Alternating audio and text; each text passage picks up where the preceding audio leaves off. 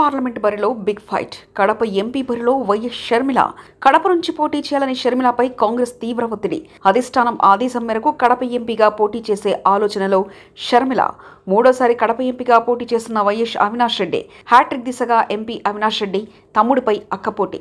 CM సొంత జిల్లాలో MP సీటుపై గురిపెట్టిన TDP. YCP కంచుకోటను బద్దలు కొట్టాలన్న టార్గెట్. ఏడాది క్రితమే కడప ఎంపీ అభ్యర్థిని ప్రకటించిన టీడీపీ. కడప టీడీపీ ఎంపీ అభ్యర్థిగా రెడ్డప్పగారి శ్రీనివాసరెడ్డి. అనూహ్యంగా కడప ఎంపీ తెరపైకి వచ్చిన మాజీ ఎమ్మెల్యే వీరశివారెడ్డి. బీజేపీ ఆదేశిస్తే కడప ఎంపీగా పోటీ చేస్తానంటున్న ఆదినారాయణ రెడ్డి. ఇప్పుడు జిల్లాలో ఇదే most hot topic. Kadapa parliament పరిధిలో 7 నియోజకవర్గాలున్నాయి. ఈ 7 నియోజకవర్గాల్లో పులివెందుల మినహా మిగిలిన 6 జిల్లాల్లో టీడీపీ బలంగా ఉందని తెలుగు తమ్ముళ్లు చెప్తున్నారు. కడప పార్లమెంటు పరిధిలో పసుపు జెండా పాతాలని పట్టుదలతో ఉన్నారు టీడీపీ శ్రేణులు. కడప అంటే వైఎస్ ఫ్యామిలీకి కంచుకోట. రాజకీయాల్లోకి వచ్చినప్పటి నుంచి ఇక్కడ వైఎస్ ఫ్యామిలీకి ఓటమి లేదు. అలాంటి కంచుకోటలో వైసీపీని ఎలాగైనా దెబ్బ కొట్టాలనే వ్యూహంతో అడుగులు వేస్తున్నారు చంద్రబాబు నాయుడు. పార్టీకి నమ్మకస్తుడైన పోలిట్ బ్యూరో సభ్యుడు శ్రీనివాసరెడ్డిని ఏడాది క్రితమే కడప ఎంపీ అభ్యర్థిగా చంద్రబాబు ప్రకటించారు. అయితే కడప ఎంపీ బరిలో దివంగత వైఎస్ వివేకానందరెడ్డి సతీమణి సౌభాగ్యమ్మను బరిలో దించాలని చంద్రబాబు వ్యూహాలు పన్నారు. కానీ ఆయన వ్యూహాలకు బ్రేకులు పడినట్లు తెలుస్తుంది. ఏమైందో తెలియదు కానీ కొత్తగా కమలాపురం మాజీ ఎమ్మెల్యే వీరశివారెడ్డి పేరు తెరపైకి వచ్చింది. కడప పార్లమెంటు అభ్యర్థిగా వీరశివారెడ్డి అయితే ఎలా ఉంటుందని ఐవీఆర్ఎస్ సర్వే టీడీపీ నిర్వహిస్తుంది. ఈ మేరకు జిల్లాలోని ఓటర్లకు ఫోన్ కాల్స్ వెళ్తున్నాయి. కమలాపురం మాజీ ఎమ్మెల్యే వీరశివారెడ్డి అకస్మాత్తుగా తెరపైకి ఎందుకు వచ్చారో ఎవరికి అంతు చిక్కడం లేదు.